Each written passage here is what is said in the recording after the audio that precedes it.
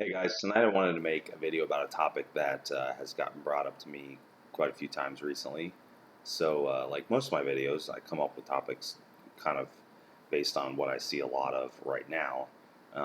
It's definitely something I've seen before, uh, over and over, but I've gotten kind of ran into this situation several times lately, so it's a good time for me to make a video while it's fresh on my mind.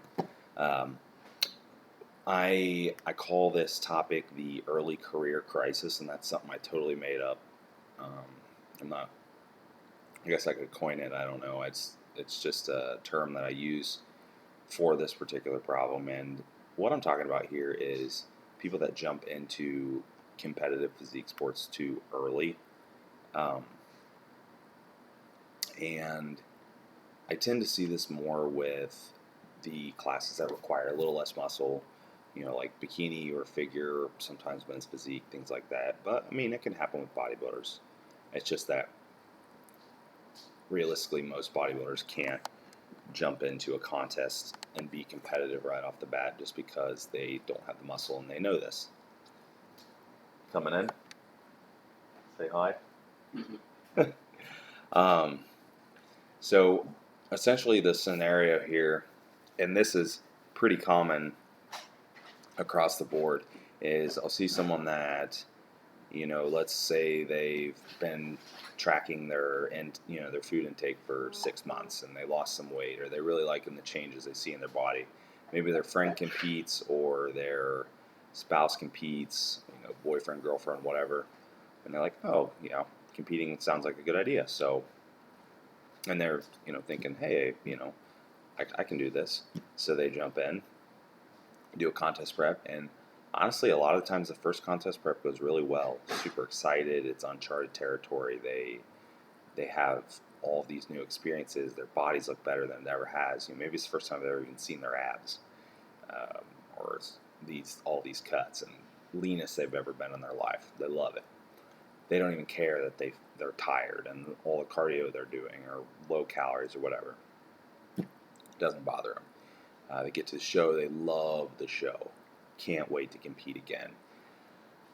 So what happens is then you get that kind of post-show dump on your ass where you have no direction and you just really just don't know what to do. Maybe you just start binging and you can't stop, or you get depressed. You're not training as much as you were, and your cardio's done. You're not doing your cardio and combination of everything, whatever it might be.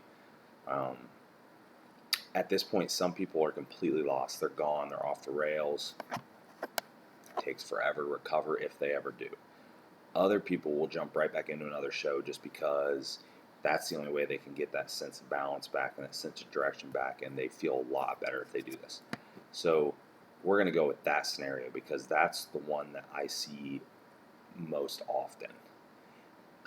Not all the time. Like I said, any of these scenario-based stuff, it's not, hey, do this, hey, do that, or this happens, that happens. It's just scenarios. But I see that the most often. They jump back into a contest because that gives them, that security back. And now this prep's a lot different. For one, their body metabolically is probably not ready to prep.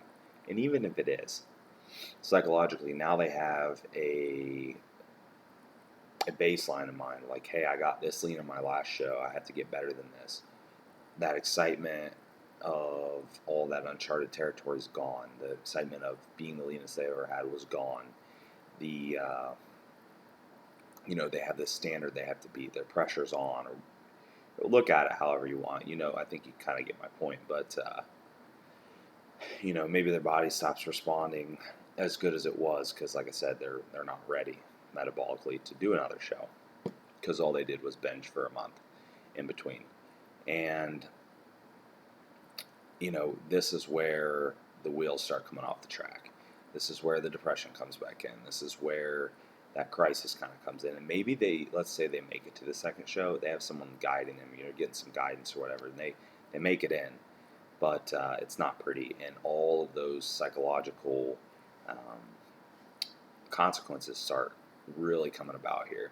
You just, the formation of just a completely bad outlook on the whole process, and not liking it, and all the enjoyment's gone, and they think it's too strict, or it's too restrictive, and they can't do what they want, or you know whatever it might be. But my point being is that the this is normally where it uncrumbles, and this is where the crisis portion comes in, and this is where I've been, you know, approached by several people and like, look, I really need help. I don't know if I want to do this anymore. I don't know what's happening. It's like, why is this? Why is my mind doing this? Why am I? Why can't I stay on track? Or why is this so much harder than the first time? Or whatever it might be. And the fact of the matter is, um, you weren't ready in the first place. You weren't ready to compete in the first show. Just because, like I said, you lost some weight and you were tracking macros for 6 months or whatever, doesn't mean you're ready to compete in a bodybuilding competition. Um,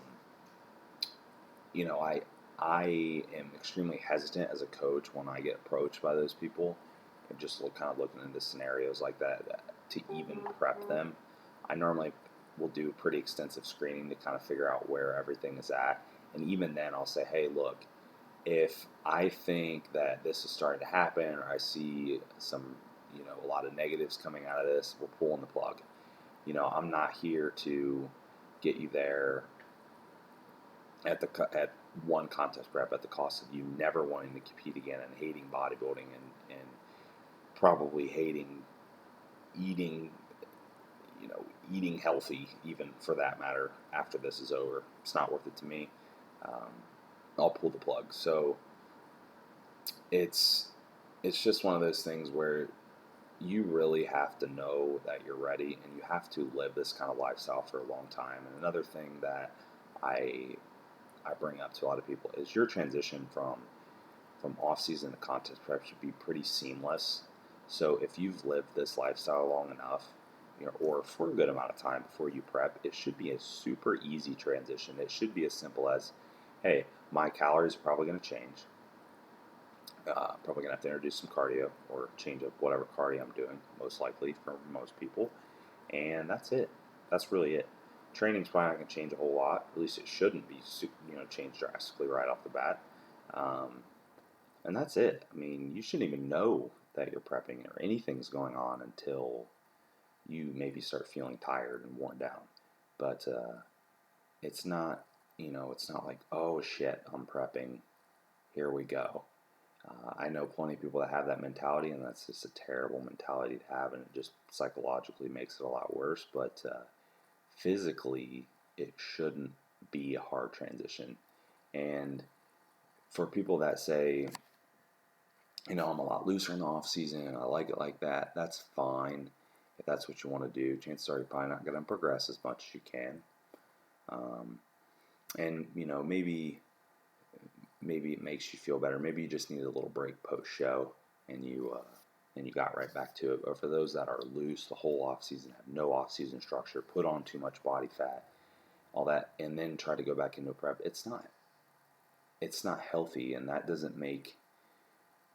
I don't know that makes you a bodybuilder and more of a part-time bodybuilder, I guess. But you should definitely live the lifestyle year round, and make sure that transition is seamless. So that would go along the same lines as making sure you're living the lifestyle long enough before prepping. So that was a bit of a ramble.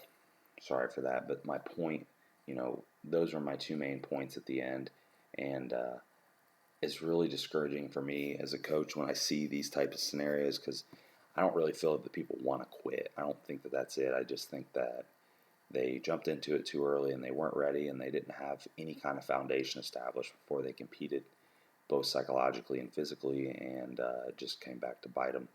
So for some of you, this video won't even matter. For others of you, you're probably going to be like, holy crap, that was me, and I really hope you got through it. And if not, I hope you can get some guidance and help you get through it, because it's definitely, it's definitely an awesome lifestyle to live. I hope this was helpful to you guys, and y'all have a good night.